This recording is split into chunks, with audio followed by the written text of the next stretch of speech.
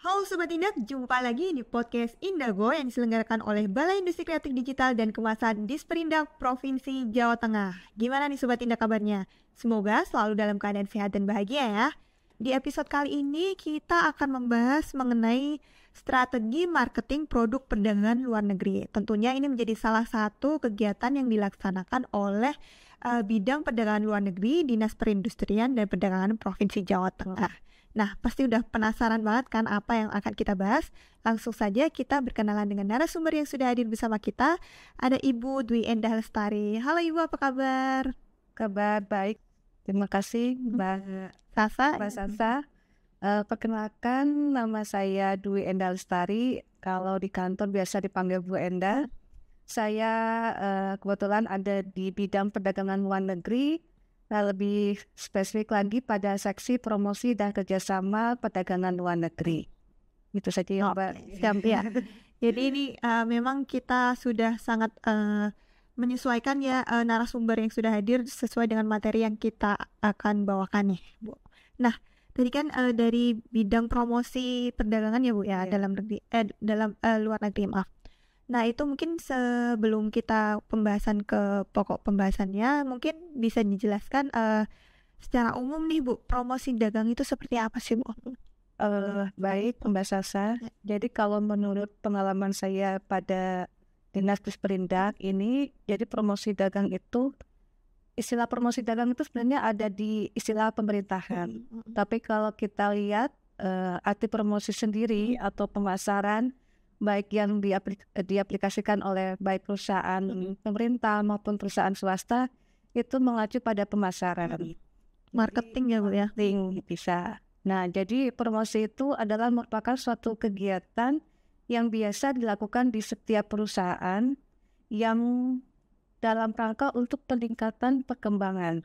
Nah, di sini tergantung mereka untuk meningkatkan perkembangan apa. Ada yang mengacu untuk merek, ada yang mengacu untuk produk, atau untuk perusahaan mereka sendiri, meningkatkan citra perusahaan mereka sendiri. Nah, jadi kalau menurut saya promosi itu sebenarnya merupakan suatu, bisa dibilang alat atau kegiatan yang memang sangat penting yang harus dilakukan apabila kita akan memasarkan suatu produk. Ya, kurangnya seperti itu. Oke, siap. Kalau regulasinya sendiri Bu yang mengatur promosi dagang itu seperti apa ya Bu ya?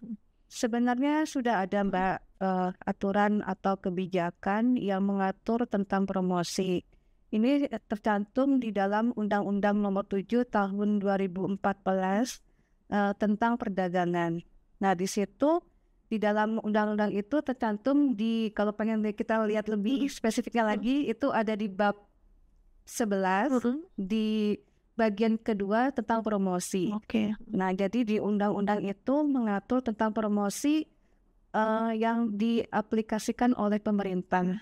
Jadi bentuknya itu kalau dari segi pemerintah itu dalam bentuk pembinaan, pembinaan atau fasilitasi. Jadi bisa berupa pemberian insentif atau bimtek atau informasi untuk perluasan pasar yang kemarin mungkin sampaikan sama Bu Endah ya. Nah, itu. Dan ada lagi juga untuk yang promosi terkait pameran dagang dan misi dagang. Nah, yang terkait pameran dagang dan misi dagang inilah yang saya lakukan di seksi promosi dan kerjasama sekarang ini, Mbak. Oh gitu Bu, ya Bu. Nah, sebenarnya pentingnya dari melakukan promosi ini apa sih Bu? Tadi kan salah satunya kan juga mempromosikan produknya gitu ya Bu. Jadi kalau yang pernah kita alami, baik kita kurasi ke para peserta atau ke dinas, ya, itu yang pertama adalah pentingnya promosi itu untuk mengetahui akan keberadaan produk kita. Kadang yang saya alami itu misalnya dinas perdagangan aja, dinas perdagangan Kabupaten A tidak mengetahui kalau ada perusahaan A di wilayahnya. Ya, jadi pentingnya promosi itu. Jadi mengetahui keberadaan akan produk kita. Nah, terus yang kedua itu dia mempengaruhi ya Mbak, mempengaruhi dalam hal ini pembeli supaya bisa membeli dan menggunakan produk kita dengan mengetahui kualitas produk kita secara detail gitu Mbak. lebihnya seperti itu. Oh gitu. Jadi intinya promosi itu tadi kan salah satunya meningkatkan daya jual juga produk juga ya Bu ya. Bisa. Nah, kalau strategi promosi sendiri yang dilakukan oleh Disperindak ini dalam rangka meningkatkan perdagangan luar negeri itu seperti apa ya Bu ya yang dilaksanakan? Dalam promosi yang dilaksanakan oleh bidang perdagangan luar negeri ya dalam hal Disperindak, kita melakukan selama ini dengan dua jenis Mbak. Jadi dalam bentuk pameran dagang, baik pameran dagang yang bertaraf internasional. Dalam hal ini pameran dagang bertaraf internasional itu maksudnya pameran dagang yang dilaksanakan di dalam negeri tapi bertaraf internasional. Ya biasanya yang kita ikuti itu rutin di setiap tahunnya itu pada pameran Trade Expo Indonesia atau yang biasa kita kenal dengan TEI ya. TEI. Di mana TEI ini kan merupakan penyelenggaranya dari Kementerian Perdagangan. Bekerja sama dengan IO-nya biasanya itu adalah di Mindo, Mbak. Kemudian satu lagi selain pameran dagang bertaraf internasional yang TEI tadi, itu kita mengikuti pameran dagang di luar negeri, Mbak. Itu memang sudah agenda kita tiap tahun untuk pameran di luar negeri, dan jadi pasarnya memang utamanya itu untuk yang importer di luar negeri ya. Jadi ya memang pameran ini sama nanti misi dagang itu juga dalam rangka peningkatan ekspor, karena kita ada di bidang perdagangan luar negeri. Jadi tujuan utamanya adalah untuk peningkatan ekspor di Jawa Tengah.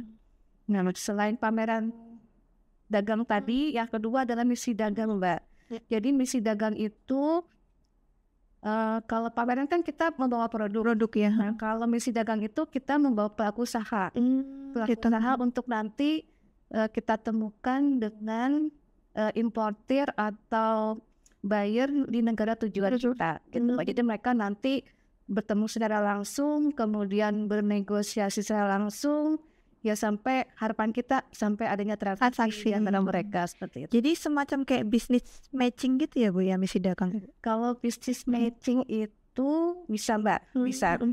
Jadi bisnis matching itu bisa dilakukan secara offline. Kalau offline tadi yang masuk misi dagang itu. Oh gitu.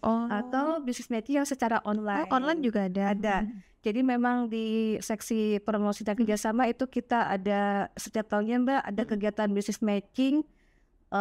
Di mana kita menghadirkan sekitar 15 pelaku usaha yang nanti kita pertemukan secara online dengan buyer atau importir negara tujuan gitu. Kayak tahun kemarin itu saya mengadakan business matching itu dengan Brasil ya.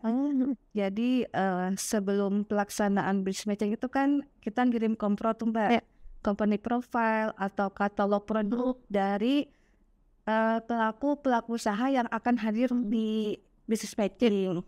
Lah sama adat atas perdagangan itu kita dibantu Mbak. Kita dibantu mencarikan buyernya di sana. Gitu Brasil. Nah ternyata alhamdulillah kemarin ketika kita BM dengan Brasil itu terdapat sekitar 5 buyer Mbak, 5 buyer yang memang itu tertarik dengan produk-produk Jawa Tengah. Oh gitu. Nah ketika pelaksanaan business matching itu langsung kita temukan Mbak, misalnya importir tertarik dengan produknya perusahaan A gitu. Importir B tertarik dengan perusahaan B. Jadi mereka kita bagi dalam beberapa room di Zoom itu dan sesuai dengan kepeminatannya mereka. Gitu. Langsung di room Zoom itu mereka langsung ya saling berinteraksi dengan mereka, keunggulan produk mereka sama mungkin terkait dengan kapasitas produk ya. Gitu. Jadi kalau sudah sampai detail gitu kan karena kita sudah bisa ya. Kita cuma memfasilitasi aja gitu ya Bu ya. Betul, kita hanya memfasilitasi, kita hanya mempertemukan mereka saja. Gitu Bu.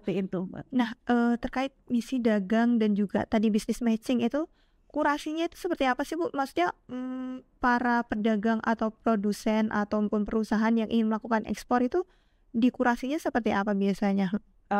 Jadi dalam pelaksanaan kegiatan Mbak Sasa baik dalam untuk pameran dagang maupun misi dagang itu kita kalau bisa selalu berkoordinasi dengan Dinas Perdagangan Kabupaten Kota. Gitu. Jadi kita bersurat secara resmi, misalnya kita akan mengadakan pameran atau misi dagang ke negara A gitu ya. Nah, kita bersurat kepada Dinas Perdagangan untuk permohonan rekomendasi pelaku usaha. Gitu. Nah, dalam surat itu kan sudah kita sebutkan juga nih Kriteria produk yang diminati ya. betul, sama dengan syaratnya. Kalau syarat sih, kalau syarat itu tidak terlalu tidak terlalu jelimet ya Mbak. Yang penting kalau kita tuh sudah siap ekspor, sudah siap ekspor. Nah, kalau sudah siap ekspor itu otomatis kan dokumen, dari segi dokumen atau dari segi produk mereka kan sudah siap gitu Mbak, tinggal ekspor. Gitu. Nah, kita berkoordinasi dengan Dinas Perdagangan, kemudian Dinas Perdagangan Kabupaten Kota membalas surat kita dengan beberapa data rekomendasi, baru kita mengadakan kurasi kepada pelaku usaha yang direkomendasikan sama dinas. Tapi dari rekomendasi dinas itu kita tidak mengambil semuanya Mbak, kita pilih lagi. Kita pilih lagi, kita tanya langsung baik ke dinas maupun ke pelaku usaha yang bersangkutan. Karena kan rata-rata itu ya memang mereka sudah siap ekspor Mbak, cuma kadang kan ada satu kriteria khusus atau maksudnya persyaratan khusus yang harus dimiliki ke negara A gitu ya. Beda-beda ya Bu ya tiap negara. Sesuai regulasinya masing-masing. Tiap negara punya regulasi sendiri, punya permintaan sendiri kan berbeda-beda Mbak, tergantung negara yang mau kita tuju. Nah, kita saring rekomendasi itu, kemudian bisa kita menentukan ke perusahaan A. Nah, A, B, C. Nah, kita mengadakan kunjungan lapangan, Mbak. Ada kunjungan lapangan. Nah, dari kunjungan lapangan itu kan kita melihat secara langsung produksi mereka. Bagaimana mereka membuat produk itu, sama bahan bakunya mereka, tersedia apa tidak, mencukupi apa tidak. Kemudian sama yang paling vital itu menurut saya ketersediaan tenaga kerja. Oh gitu.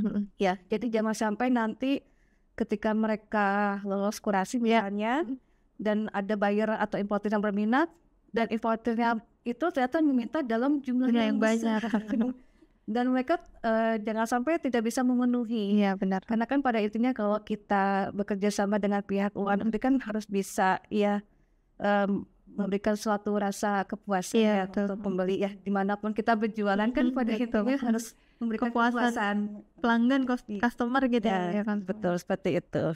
Oke. Nah, kalau itu biasanya dilaksanakannya tiap bulan apa gitu Bu, ada nggak? Atau misalnya kayak tidak tertentu nanti diumumkan di Instagram atau seperti apa? Iya, kalau untuk business matching tadi kita biasanya kalau untuk mengadakan kegiatannya itu kita membuat flyer, kita umumkan melalui IG, di situ ada persyaratannya dan bagi yang pelaku usaha yang berminat bisa langsung mendaftar di flyer itu yang di dalamnya sudah ada link pendaftaran. Oh gitu. Situ. Nah kalau untuk pameran ini karena sifatnya tidak open ya. Iya. Tidak open tapi open maksudnya gimana ya? Ada beberapa persyaratan lah ya Bu yang harus dilewati. Iya. Apalagi kaitannya dengan pameran yang di luar negeri. Kita bukannya tidak open tapi kita benar-benar harus lebih selektif karena pelaku usaha. Ya kalau bisa sebagai perwakilan untuk Indonesia juga ya Bu ya. Pastinya kan kita juga ingin memberikan yang terbaik. Iya kan, betul. Karena kan kalau kita berpameran dagang di luar negeri berarti kan kita membawa nama Jawa Tengah gitu kan. Jadi kalau bisa pelaku usaha yang kita fasilitasi itu memang benar-benar yang potensial, baik dari segi pelaku usahanya sendiri maupun dari segi produknya gitu.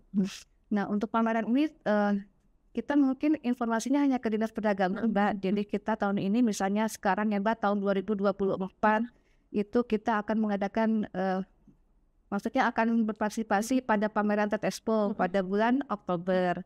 Kemudian juga untuk pameran dagang di luar negeri direncanakan kita sampaikan ke Dinas Perdagangan bahwa akan mengikuti pameran di luar negeri pada bulan September rencananya Mbak, September di Cina Mbak nanti. Oke, siap.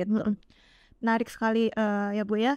Ternyata tuh banyak banget kegiatan yang dilaksanakan oleh bidang luar negeri sendiri ya Bu ya. Ya seperti itu kurang lebih. Nah ini mungkin karena kita udah ngobrol banyak nih ya Bu ya. Sebelum kita menutup episode ini, mungkin ada yang ingin disampaikan Bu terkait dengan apa yang kita obrolkan, mungkin yang belum disampaikan gitu bisa disampaikan ke Sobat Indak di rumah ya. Oh iya, ya terima kasih. Mungkin ini saya pengen berpesan kepada khususnya para pelaku usaha Jawa Tengah, kalau bisa sering-seringlah kita berkoordinasi dengan Dinas Perdagangan Kabupaten Kota setempat, supaya intinya mereka mengetahui akan keberadaan kita. Iya.